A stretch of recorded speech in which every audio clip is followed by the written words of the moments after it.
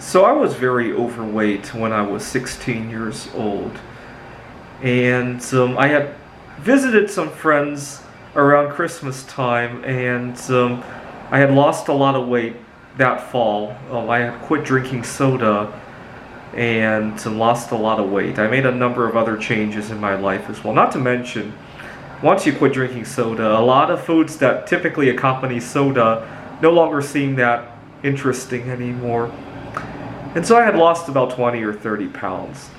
And one of my friends wanted to ask me what I had done. I was at a holiday event, and I had the unfortunate timing. He was drinking a Coke while asking me this. It made me really uncomfortable to answer him. I didn't want him to vomit up his Coke or just give him the unpleasant vibe of, hey, you're drinking poison, right?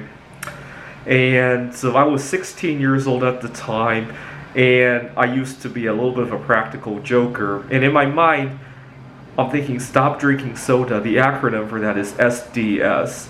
And so I told him that there's this process called SDS.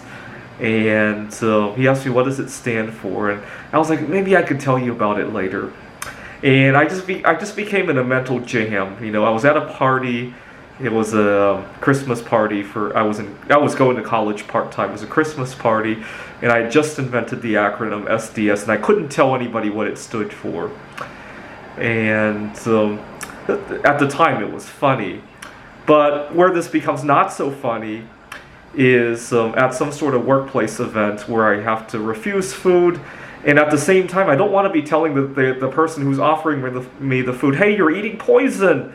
Right, that's the vibe that ends up happening, right? Not necessarily that you're eating poison, but it's kind of implied, right? I need to avoid this stuff for my own health purposes, and everybody knows that food is not healthy, and I hate to be the one to point that out. At the same time, usually just saying no over and over and over and over again without an explanation doesn't always go too well, right? I live in a much smaller town now. It does go a little bit better in a smaller town, but over in Seattle or New York, you can't say no to a food and expect that to be the end of the story, right? People want to know more. They want to know how they can go on a healthy lifestyle as well. They want to know, you know, the religious implications, the political implications, the environmental implications of the way you're eating and all that. And on and on and on and on and on, forcing you to tell these people that they're eating poison, they're polluting the environment, blah, blah, blah, right? It's just really, really frustrating. We ought to have a policy, a workplace policy, that if somebody says no to a food, that ought to be the end of the story, right? Anyway, tomorrow I have my first day of training at a new job, and I was thinking about how I'm going to handle lunch, and it brought me back a somewhat unpleasant memory from when I was 16 years old, but it turned out okay.